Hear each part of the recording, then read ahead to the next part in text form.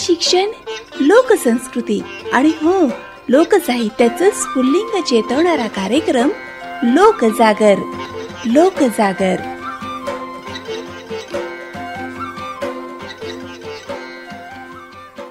श्रोतेहो, आजच्या लोकजागर कार्यक्रमामध्ये आपण ऐकणार आहात प्राध्यापिका डॉक्टर उज्ज्वला मेहरे माळोदे यांच्याशी औषधी वनस्पती या विषयावर सरिता देशमुख यांनी साधलेला संवाद. या कार्यक्रमाचे सादरकर्ते आहेत आशिष गावंडे. लोकजागर या कार्यक्रमात सर्व रसिक श्रोत्यांचं मी आपली रेडिओ मैत्रीण सरिता देशमुख खूप खूप स्वागत करते. श्रोत्यांनो, आज स्टुडिओमध्ये आपल्यासोबत आहेत सेवानिवृत्त विभाग प्रमुख वनस्पती शास्त्र विभाग, जगदंब महाविद्यालय अचलपूरच्या प्राध्यापिका doctor Ujjwala Mehre Malode madam. Madam नमस्कार. आकाशवाणीच्या स्टुडिओमध्ये आपलं मनापासून स्वागत. नमस्कार. आणि श्रोत्यांनो, आजचा विषय आहे औषधी वनस्पती. तर मॅडम, पहिला प्रश्न असा आहे, औषधी वनस्पती या विषयाकडे आपला कल कसा निर्माण झाला? माझे वडील स्वर्गीय प्राध्यापक गुलाबराव माळोदे अकोल्याच्या कृषी विद्यापीठात हॉर्टिकल्चर या विषयाचे प्रोफेसर म्हणून कार्यरत होते. ते त्या हॉर्टिकल्चर बगीच्याचे इन्चार्ज होते. त्यामुळे लहानपणापासूनच विविध फळं व विविध फुलांची माहिती आम्हाला मिळत होती. तिथे विविध संशोधन चालायचं आणि त्यातून ब्रोमॅटो नावाचं एक फळ आमच्या घरी आलं. आम्ही त्याची भाजी खाल्ली. ते ब्रोमॅटो म्हणजे वांगा आणि टोमॅटो याचं हायब्रिड होतं. तर माझी लहान बहीण जी आहे ती पण BMS करत होती. तिची सगळ्या आयुर्वेदाची पुस्तकं ती घरी आणायची आणि ते वाचून मला उत्कंठा निर्माण झाली. वडिलांकडे शेंदुरजना घाट येथे जवळजवळ 90 एकर शेती होती. त्यात ते विविध उत्पादन घ्यायचे, मोहरीपासून तर अगदी केळीपर्यंत. त्याच्यात सीडलेस लिंबू सुद्धा होते. आणि त्यावेळेस तिथे मोमना नावाचं एक फळ होतं. ते मोमना नावाचं जे फळ होतं ते बटाट्यासारखं आणि तो आतून चिकट आणि पांढरं होतं. ते दुसऱ्या कुठल्याच परिसरात मला तरी आढळलं नाहीये आणि अजूनही नाही आढळत आहे. तर ते औषधी होतं आणि ते जानेवारी महिन्यात त्याचं उत्पादन व्हायचं आणि आर्थ्रायटिससाठी ते मेडिसिन म्हणून वापरल्या जातं. त्याच्यानंतर 7 जूनला माझी आजी आम्हाला हिंग आणि कडुनिंबाचा पाला खायला द्यायची, की ज्यामुळे पावसाळ्यात येणाऱ्या रोगांची प्रतिकारशक्ती वाढते. आणि त्यामुळे मी असं ठरवलं की माझ्या प्रोजेक्टसाठी किंवा माझ्या PhD साठी आपण मेडिसिनल प्लॅन्टची निवड करावी आणि त्यातून मला या मेडिसिनल प्लॅन्टबद्दल उत्कंठा निर्माण झाली. अच्छा, तुम्हाला जी ही आवड झाली आहे प्लांट बद्दल, तर ती ही वारसा रूपानेच निर्माण झाली आहे असं म्हणायला हरकत नाही, हो की नाही? अगदी तसंच. मॅडम, आपल्या आजूबाजूच्या सहज उपलब्ध असलेल्या कोणत्या औषधी वनस्पती सामान्य लोक औषध म्हणून वापरू शकतात किंवा वापरतात? आता औषधी वनस्पती हा विषय काही नवीन नाही. आपल्याकडे तो 4500 वर्षे ऋग्वेदामध्ये त्याचा पहिला उल्लेख आढळला. आणि आयुर्वेदामध्ये एक जे श्लोक आहे तो म्हणजे नास्ति मूलम अनौषधम, म्हणजे असं मूळ नाही किंवा असं झाड नाही की ज्याच्यात औषधी गुणधर्म नाही. म्हणजेच पृथ्वीवरील सर्व झाडांमध्ये, जवळजवळ सर्व झाडांमध्ये औषधी गुणधर्म आहेत. आधी ऋषीमुनी सुद्धा त्याचे उपयोग करायचे आणि हा आपल्या पूर्वजांनी काही परंपरा, रूढी, सण अशी आपल्याला घालून दिली आहेत की त्यामुळे त्या औषधी वनस्पतींचं संवर्धन तर होतच आणि त्याची ओळख ही पुढच्या पिढीपर्यंत पोहोचवल्या जाते. उदाहरणार्थ सकाळ संध्याकाळ तुळशीला फेऱ्या मारणं. आता तुळस जी आहे ती 20 तास ऑक्सिजन सोडते आणि 4 तास ओझोन सोडते. तुळस ही कल्टिवेटेड आहे, तिला पाणी घातल्याशिवाय ती जगत नाही. त्यामुळे घरची गृहिणी तिला सकाळ संध्याकाळ पाणी घालते आणि फेऱ्या मारते. आणि अजून म्हणजे सामान्य लोक तुळस तर यूज करतातच आपल्याकडे, पण याशिवाय आपल्या भोवती असलेल्या वनस्पती म्हणजे आवळा, हिरडा, कडुनिंब, कडीपत्ता, कोरफड, गुळवेल, आलं, हळद, पुदिना, अश्वगंधा, शतावरी, ब्राह्मी, नंतर जास्वंद, लिंबू आणि आपल्याकडे जो स्वयंपाकघरात जो मसाल्याचा डबा असतो त्याच्यात तर सर्वच औषधी वनस्पती असतात. आणि आपण जे भाज्या, फळे वगैरे खातो त्या पण शक्तिवर्धकच असतातच. आणि अशा प्रकारे सामान्य लोक आजूबाजूच्या काही वनस्पतींचा उपयोग नेहमी करतात. हो, आपण खूप छान वनस्पतींबद्दल सांगितलंय. काहीतरी औषधी गुण आढळतो कोणत्याही झाडामध्ये असं आपण सांगितलं. तुळशीबद्दल आपण खूप काही सांगितलंय, तर तुळशीचा प्रतिकार शक्ती वाढवण्यासाठी कसा उपयोग होतो? तुळशीमध्ये अँटीऑक्सिडंट व अँटीबॅक्टेरियल घटक असतात आणि ते शरीरातील जंतूंशी लढतात आणि प्रतिकार शक्ती वाढवतात. अच्छा. तर तुळशी ही सहज उपलब्ध होते आणि अगदी गुणकारी असं ते एक रोपटं आहे.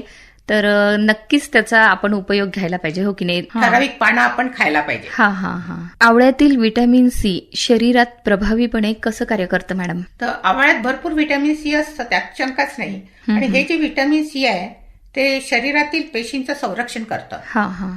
रोग प्रतिकारक शक्ती पण वाढवतं आणि जखम लवकर भरून येण्यास त्याची मदत होते आपल्याला. केसांवर सुद्धा त्याचा प्रभावी उपयोग होतो, केसांसाठी सुद्धा, केसांच्या वाढीसाठी हा. किंवा केस काळे राहण्यासाठी. हा, हिरडा झालं, आवळा झालं, हे आपले याचं ते पाणी शिकेकाईत टाकतात आणि ते मग त्याचा त्या उपयोग होतो. आपण रोजच्या जीवनात नेहमीच हिरडा, अद्रक हे ऐकतोच. तर अद्रक आणि हिरडा याचे औषधी गुणधर्म काय आहेत? हिरडा आणि अद्रक हे दोन्ही अन्नाचं पचन चांगलं करतात. हम्म. अद्रकामध्ये जे जिंजेरॉल नावाचं असतं हा. केमिकल, ते पचन संस्थेला सक्रिय करतं, त्यामुळे मळमळ कमी होते. आणि अद्रकाचा रस, तुळशीचा पानाचा रस आणि मध सर्वसाधारण लोक खोकला कमी करण्यासाठी वापरतात, हमखास वापरतात. अच्छा. आणि मॅडम आपण बघतो की कडुनिंब हे सावली तर देतच, पण गारवा सुद्धा देतं. आणि कडुनिंबाचे खूप सारे उपयोग आपण घेतो. तर कडुनिंबाचं जंतुनाशक गुणधर्म कोणत्या घटकांमुळे निर्माण होतात? कडुनिंब हा कृमीनाशक आहे, व्रणनाशक आहे, तसेच कफरोगात सुद्धा उपयुक्त आहे, नेत्ररोगात सुद्धा उपयुक्त आहे. खरूज झाली असेल तर त्याचा पाला जाळतात, गोडे तेलात तो उगाळून गोडे तेलात मिक्स करून त्या भागावर लावतात, म्हणजे त्यांनी जखम बरी होते. खरूज बरी होते त्यांनी. अच्छा. हा हा. कडुनिंबामध्ये निंबिन ॲझॅडिक्टिंग नावाचं घटक असतं, त्यामुळे त्याला जंतुनाशक गुणधर्म मिळतात. हा, म्हणूनच कडुनिंबाला बहुउपयोगी असं समजतो आपण. आपल्या घरामध्ये म्हणजे बहुतेकांच्या घरी कडीपत्त्याचं झाड असतं. तर या कडीपत्त्याचा आणि मेथीचा उपयोग मधुमेह नियंत्रणासाठी कसा होतो? तर हे जे कडीपत्ता आहे ते आपण कढीत वापरतो, पण आजकाल ते सगळ्याच पदार्थामध्ये जवळजवळ वापरल्या जातं. त्याची चटणी सुद्धा चांगली असते. आणि कडीपत्त्याचे 4-5 पानं रोज खाल्ले पाहिजे, कारण कडीपत्त्यातील पानातील, त्याला गोडनिंब सुद्धा म्हणतात, अँटीऑक्सिडंट आणि मेथीतील फायबर रक्तातील साखरेची पातळी कमी करते. अच्छा. आणि इन्शुलिनचं जे कार्य आहे ते सुधारण्यास मदत होते, त्यामुळे मधुमेह नियंत्रणात राहतो. आणि विशेष म्हणजे जांभळाची फळं आणि साल सुद्धा मधुमेहावर उपयुक्त आहे. या व्यतिरिक्त कडुनिंबाचा जो पाला आहे तो टॉनिक असतो. मी आधीच सांगितलं, माझी आजी आम्हाला 7 जूनला कडुनिंबाचा पाला आणि हिंग खायला द्यायची प्रतिकार शक्ती वाढवण्यासाठी. कडुनिंब वातनाशक पण आहे, पाचक पण आहे आणि डिसेंट्रीवर पण तो औषध आहे. अच्छा. आणि कडुनिंबाच्या पानाचा लगदा आणि रस केस काळा करण्यासाठी सुद्धा वापरतात. आपण धान्यामध्ये सुद्धा कडुनिंबाचा पाला टाकतो. हो, त्यामुळे धान्याला किडे वगैरे लागत नाहीत. लिंबू आणि बेलफळ हे दोन्ही पचनशक्तीसाठी कसे आरामदायक आहे किंवा लाभदायक आहेत? लिंबामध्ये व्हिटॅमिन सी असते, सगळ्यांनाच माहिती आहे. आणि अँटीऑक्सिडंट सुद्धा असतात, त्यामुळे शरीरातील जे विषारी द्रव्य असतात ते बाहेर टाकण्यास मदत होते आणि पचन सुधारते. शरीर पण ताजतवानं राहतं त्यामुळे. आणि हे जे बेलफळ आहे ते सुद्धा पचनसंस्थेला मजबूत करतं, पोटदुखी व जुलाब कमी करतं आणि अन्नाचे पचन होते आणि पोटाचं आरोग्य हे चांगलं राहतं. बहुतेक आजकाल बेलाचा मुरब्बा सगळे वापरतात, म्हणजे त्यांनी उष्णता कमी होते आणि पोटात जर आग वगैरे होत असेल तर ती पण कंट्रोल केल्या जाते. कार्यक्रमात आता मनोरंजनाकडे वळूयात. तर कुठलं गाणं आपण आमच्या श्रोत्यांना ऐकवाल? मॅडम, मला जुनी फिल्म आहे एक यहुदी, त्यातलं जे ये मेरा दिवानापन है, हे गाणं ऐकायला आवडेल. श्रोत्यांना ऐकूयात मॅडमच्या पसंतीचं हे छान. कार्यक्रमात परत एकदा सर्व श्रोत्यांचं स्वागत. आणि श्रोत्यांनो, आज आपल्यासोबत आहेत सेवानिवृत्त विभाग प्रमुख वनस्पती शास्त्र विभाग, जगदंब महाविद्यालय अचलपूरच्या प्राध्यापिका डॉक्टर उज्ज्वला मेहरे माळोदे मॅडम. आणि आजचा विषय आहे औषधी वनस्पती. मॅडम, आपल्या घरात लसूण आणि कांदे असतातच, म्हणजे दररोजच्या भाजीमध्ये किंवा जेवणामध्ये आपण हे दोन्ही पदार्थ वापरतो. तर याचे औषधी गुणधर्म शरीराच्या कोणत्या प्रणालीवर कसा प्रभाव टाकतात? आपल्याकडे सगळ्यांकडे बहुतेक लसूण, जिरं, अद्रक आपण हे एकत्र करून भाजीत टाकतो आणि आधी कांदा सुद्धा टाकतो. तर हे जे आहे याच्यात फार उपयुक्त असे गुणधर्म आहेत. लसणामध्ये जे ॲलिसिन नावाचं केमिकल असतं त्यांनी रक्तदाब कमी होतो, रक्ताभिसरण सुधारण्यास मदत होते आणि हृदयाचं आरोग्य चांगलं राहतं. त्यामुळे काय होतं की हृदयविकाराचा जो धोका आहे कमी होतो धोका. आता कांदा जो आहे तो पचन संस्था आणि हृदय संस्थेवर चांगला परिणाम करतो. त्यामुळे रक्ताभिसरण सुधारतं आणि शरीराची प्रतिकार शक्ती सुद्धा वाढते.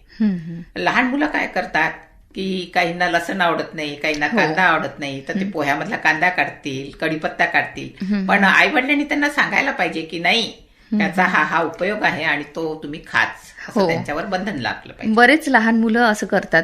मॅडम, आयुर्वेदामध्ये आपण बघतो बरीच प्रगती झाली आहे आणि खूप सारे औषधं आता दिसून येतात. तर आयुर्वेदातील अश्वगंधारिष्ठ, शतावरी कल्प, ब्राह्मीप्राश, कोरफड, अर्जुनारिष्ठ या औषधातील औषधी गुणधर्म कोणते आहेत? आयुर्वेदामध्ये अश्वगंधारिष्ठ आहे, त्याच्या नावातच अश्व लिहिलेलं आहे, म्हणजे अश्वासारखी शक्ती प्रदान होते आपल्याला, म्हणजेच ते शक्तिवर्धक आहे. नंतर शिवाय अश्वगंधामध्ये शरीर शांत ठेवून ताण कमी करणारे घटक असतात. मज्जासंस्थेला स्थिर ठेवून मानसिक ताण व थकवा त्यामुळे कमी होतो. त्याच्यानंतर शतावरी कल्प. शतावरी कल्प पण शक्तिवर्धक आहे. शतावरी हे स्त्रियांसाठी जास्त प्रभावी आहे. स्त्रियांच्या हार्मोन्सचं संतुलन त्यांनी राखलं जातं आणि प्रजनन क्षमता सुद्धा सुधारते त्यामुळे. आणि शतावरीला जे मुळं असतात त्या मुळ्यांचा काढा डिलिव्हरी नंतर दूध येण्यास उपयुक्त आहे. अच्छा. त्याच्यानंतर ब्राह्मीप्राश हे मेंदूच्या पेशींना पोषण देतं, स्मरणशक्ती आणि एकाग्रता वाढवतं आणि मानसिक थकवा कमी करतात आणि मेंदूची जी कार्यक्षमता आहे ते हे ब्राह्मीप्राश वाढवतं. अच्छा. बहुतेक लोक लहान मुलांना ब्राह्मीप्राश देण्याचा प्रयत्न करतात, देतात. आणि आता कोरफड विषयी विचाराल तर कोरफडचा तो गर आहे तो डायरेक्ट पोटात घेतात, त्यांनी पचनक्रिया सुधारते, साखर नियंत्रित राहते. नंतर अँटी बॅक्टेरियल आणि अँटी इन्फ्लेमेटरी घटक असतात, गुणधर्म असतात, त्याच्यामुळे त्वचेवरील ते जंतू आहे कमी करून जखमा लवकर भरतात. परिणामी एखाद्या जखमेवर आलेली सूज आणि खाज सुद्धा कमी होते आणि त्वचा निरोगी व चमकदार पण. तर आजकाल हृदयरोगावर ॲलिओपॅथीचे पण औषध घेतात पुष्कळ जण, ज्यांना हार्टचा प्रॉब्लेम आहे. आणि त्या व्यतिरिक्त अर्जुनारिष्ठ हे फार चांगलं औषध आहे हृदयावर. तर अर्जुनाची साल ही हृदयरोगावर औषध आहे आणि त्यामुळे रक्तदाब सुद्धा नियंत्रित राहतो. मॅडम, ह्या सगळ्या वनस्पती औषधींचे गुणधर्म कोणत्या घटकांमुळे वाढतात किंवा असतात? या वनस्पतींमध्ये जे केमिकल असतं त्याला फायटोकेमिकल म्हणतात. तर हे 5 प्रकारचे असतात. एक अल्कोलॉइड्स असतं त्याच्यात, म्हणजे फार्मॅकोग्नोस्टिक इन्व्हेस्टिगेशन केल्यानंतर मला सुद्धा आढळलं की अल्कोलॉइड्स, ग्लायकोसाइड्स, फ्लेवोनॉइड्स, टॅनिन्स, वेगवेगळ्या प्रकारचे ऑइल्स असतात त्याच्यात, सॅपोनिन्स असतात, अमायनो ऍसिड्स असतात, कार्बोहायड्रेट, प्रोटीन, हे सर्व फायटोकेमिकल्स त्याच्यात असतात, त्याला फायटोकेमिकल म्हणतात. तर अल्कोलॉइड्समुळे रोगप्रतिकारक शक्ती वाढते. नंतर ग्लायकोसाइड्स आहे, हे हृदयासाठी उपयुक्त आहे, तसेच कफनाशक सुद्धा आहे. फ्लेवोनॉइड्सनी अँटीऑक्सिडंट म्हणून काम करतात. टॅनिन जे असतात त्यातले ते जखम भरून काढण्यासाठी व संसर्ग रोखण्यास मदत करतात. नंतर एसेन्शियल तेल असतात, जसं तुळशीच्या पाण्यामध्ये जे तेल असतं त्याला एसेन्शियल ऑइल, ते जंतुनाशक आणि कफनाशक म्हणून काम करतात. सॅपोनिन्स जे आहे ते सुद्धा कफ आणि सूज कमी करण्यासाठी वापरतात. वनस्पतींमध्ये जे कार्बोहायड्रेट असतं, अमायनो ऍसिड असतं, प्रोटीन्स असतं, त्यामुळे त्या वनस्पतीचा अन्न म्हणून उपयोग केला जातो. आपल्या निसर्गात म्हणजे आपल्या आजूबाजूच्या परिसरात सभोवताली खूप वनस्पती औषधी असतात, पण ज्याचा उपयोग नेहमी होत नाही किंवा आपल्याला त्या माहितीच नसतात. तर सर्वसाधारण लोकांना ज्या वनस्पतींचे गुणधर्म माहीत नाही अशा वनस्पतींचे औषधी गुणधर्म तुम्ही सांगू शकाल का? आपल्या सभोवतील खूप साऱ्या वनस्पती आहेत, विशेषतः वड, पिंपळ, स्वस्तिकाचं झाड असतो, त्याची फुलं आपण रोज देवाला वाहतो, कांडवेल आहे, जाई आहे, जास्वंद आहे, पारिजातक आहे, पळस आहे, महावृक्ष आहे. तर आघाडा आपण हरितालिकेला वाहतो, सूर्यफूल, रुई, शेवगा, सीताफळ, अशा खूप साऱ्या वनस्पती असतात.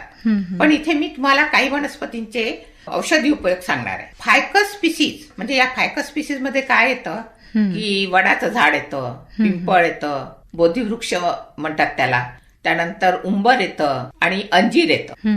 तर वडाचं झाड जे आहे, वटपौर्णिमेला ह्या वडाच्या झाडाभोवती फेऱ्या मारतात, अशी आपली परंपरा आहे आणि ती योग्यच आहे. कारण की वड हे जे आहे ते वातावरणातला जो कार्बन डायऑक्साईड आहे तो जास्त शोषून घेतो. परिणामी काय होतं की वडाची पानं ही वडाच्या भोवतालचं जे वातावरण आहे तिथे ऑक्सिजन जास्त प्रमाणात उपलब्ध असतो. अच्छा. आणि वडाचे अजून खूप उपयोग आहेत.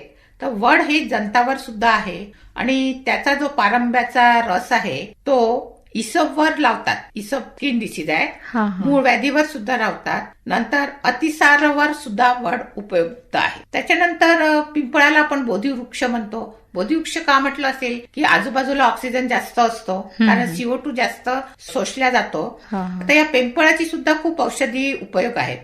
पिंपळाची जी पिकली फळं आहे ती मुलं बोबडं बोलत असतील तर त्यांना ती देतात, त्यामुळे त्यांची वाचा शुद्ध होते. आणि साल जी असते ती चुन्यामध्ये थोडीशी कुस्कारून खरूजवर लावली जाते. अच्छा. आणि लहान मुलांचं जर तोंड आलं तर त्याला ओली पानं, साल व मध यांचं चाटण देत.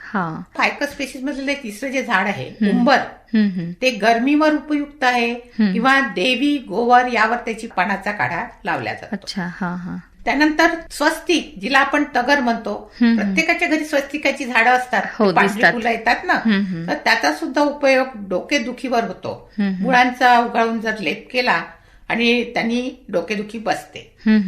तर बहुतेक औषधी वनस्पतींबद्दल आपण सांगितलंय मॅडम. तर ह्या वनस्पती आपण घरी वापरताना, याचा उपयोग घेताना लोकांनी याबद्दल काय काळजी घ्यायला पाहिजे असं तुम्हाला वाटतं? तर लोकांनी याबद्दल अशी काळजी घ्यायची पाहिजे की त्याचं ते प्रमाण आहे त्या प्रमाणातच त्या वनस्पतीचा उपयोग केला पाहिजे. शिवाय एखादं आपण चूर्ण वगैरे काही तयार करताना, काढा तयार करताना किंवा खोकल्यासाठी आपण तो रस तयार करतो तुळशी, मध आणि अद्रकाचा, ते सगळं करताना स्वच्छता पाळली पाहिजे.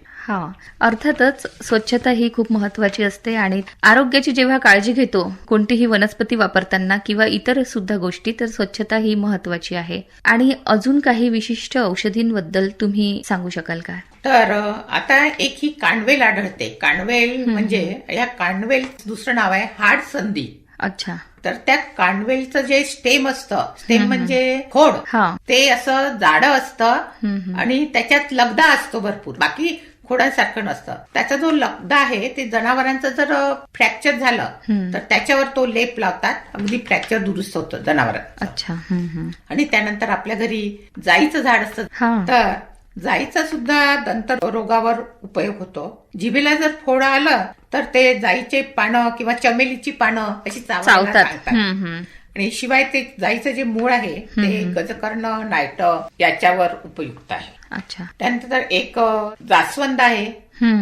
त्या लाल जास्वंदापेक्षाही जो पांढरा जास्वंद असतो मॅडम, तो जास्त औषधी असतो. अच्छा. तर जास्वंदाचा खरा उपयोग जो असा आहे की आता हा ज्यांच्या डोक्यावर अजिबात केस नाही त्यांनी जर फुलं किंवा पानं याचा लगदा तयार केला आणि तो जर आपल्या खोबरेल तेलात उकळला आणि डोक्यावर लावला तर नक्की केस येतात. हो. आणि जास्वंदाच्या फुलांपासून आपण तेल सुद्धा तयार करू शकतो. बिलकुल. आजकाल म्हणजे जास्वंदाचे फुलं उकळतात खोबरेल तेलात आणि त्याच्यापासून ते तेल डोक्याला लावतात, त्यामुळे केस काळे होतात आणि केस वाढू शकतात आणि केस नवीन यायलाही सुरुवात होते.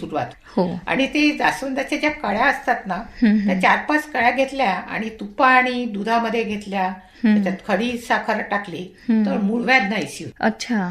म्हणजे पोटात सुद्धा आपण जास्वंदाचे औषध घेऊ शकतो. हो, बिलकुल.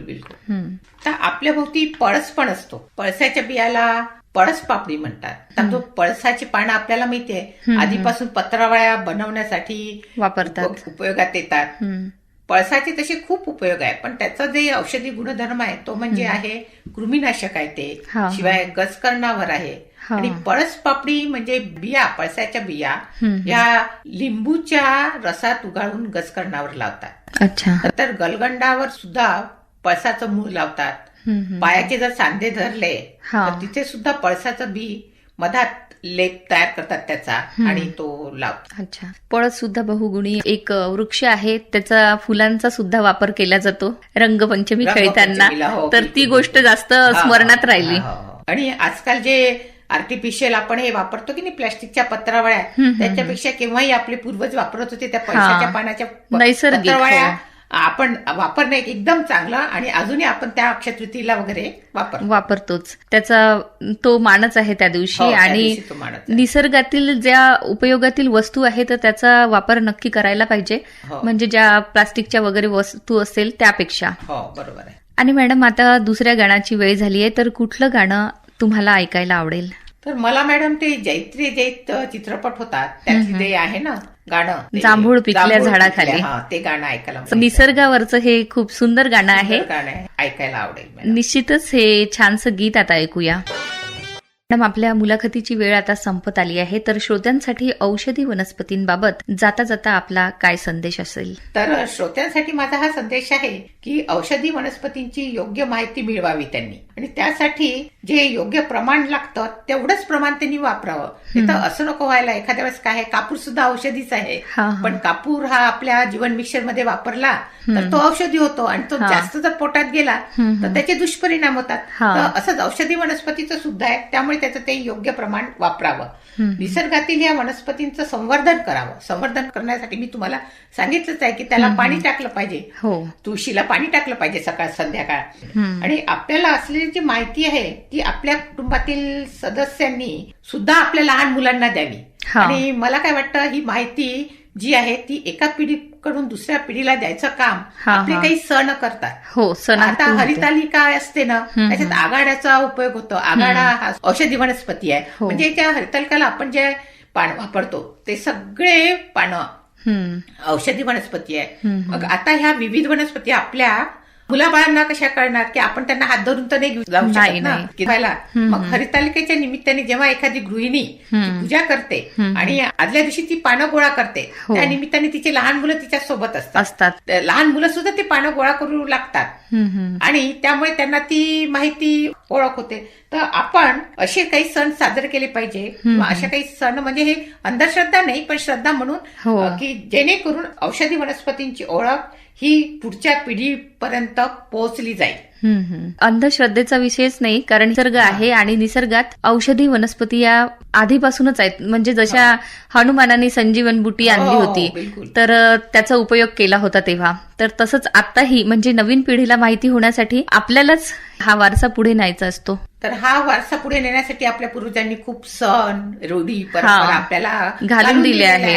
आधुनिक मतानुसार काय असतात त्यांना ते आजकाल लोक सण नाही करायला पाहत, पण काही सण असे असतात की ज्याच्यामुळे औषधी वनस्पतीची ओळख असते. काही सणांमुळे आपण निसर्गाची पूजा करतो. उदाहरणार्थ पोळ्याला बैलाची पूजा करतो, कारण बैल आपल्याला एवढं सगळं देतात.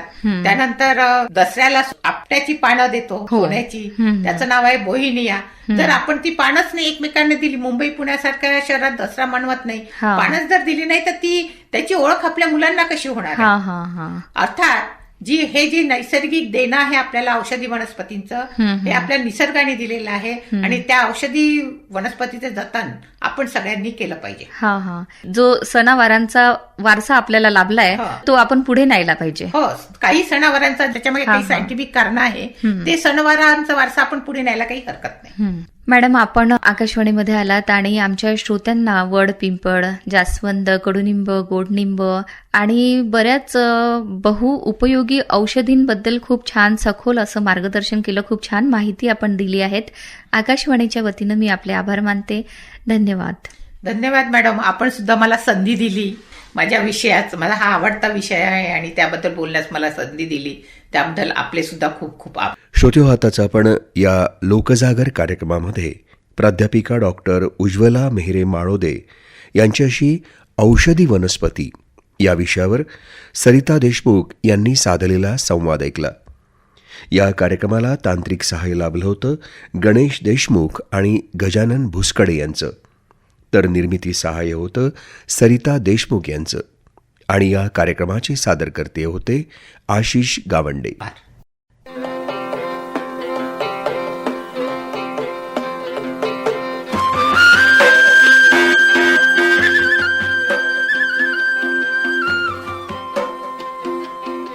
लोकशिक्षण, लोकसंस्कृती आणि हो, लोकसाहित्याचं स्फुल्लिंग चेतवणारा कार्यक्रम लोकजागर. लोकजागर